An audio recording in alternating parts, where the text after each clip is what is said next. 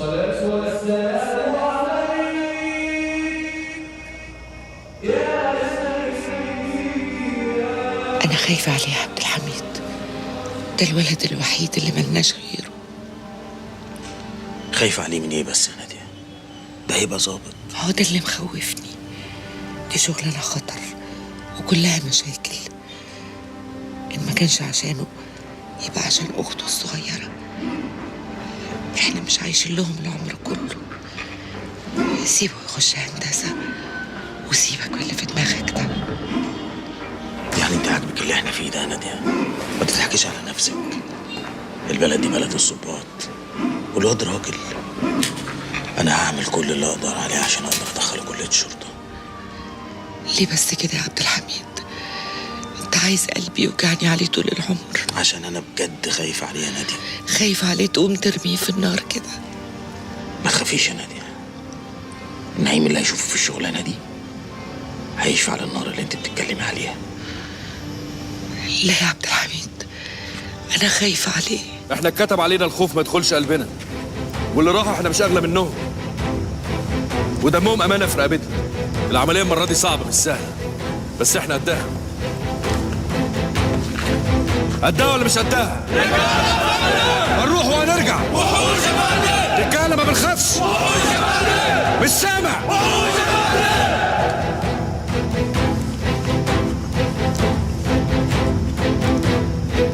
اتأخرت ليه؟ وحوش يا فندم.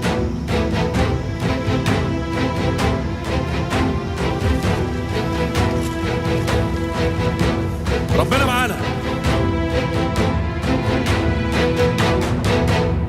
ما قلتليش بقى اتأخرت ليه؟ كنت بصلي العشاء. عشاء؟ طب حياة امك كنت بتصلي؟ هو انا كنت رايح اصلي العشاء، بس الصراحه جاي تليفون من المدام. مدام يا ده انت في شويه تخليك راجل، في ايه؟ ما تقلقش انت، بس اول ما اتجوز كل النظام هيبقى ميري. يا خوفي لو ما تخش البيت تعمل لك فيها اللي هو رفعت. عيب عليك، ده انا تربيتك اخوك الصغير ومسيطر، بس عشان اسيطر اكتر بقى ليه عندك طلب. قول لي. اللي هو رفعت مديني اجازه الجواز اسبوع واحد بس، هو حياه امك لما نرجع مديني الاجازه اسبوع كمان والنبي. مش ضمانك ان احنا نرجع. يا سيدي انت بتهزر، ما نرجعش يا معلم، ده انا فرحي بعد يومين. خاف على العروسه ولا خاف على المصاريف؟ الصراحه على المصاريف طبعا. طبعا واطي. ما تخافش، هنرجع ان شاء الله، مش سيبك تموت، سيب على الله.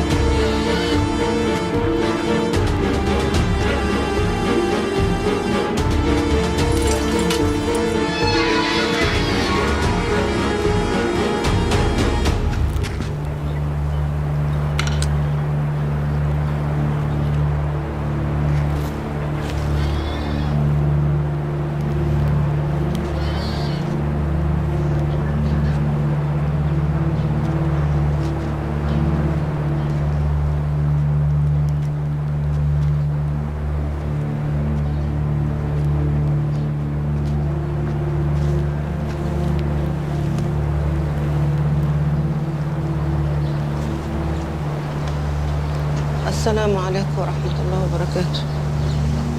السلام عليكم ورحمة الله وبركاته. ابنك فين يا حاج؟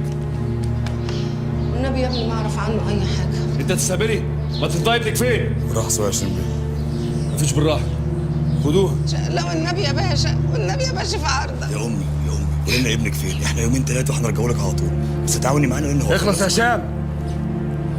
خلاص 20 بيه هتتكلم. هشام!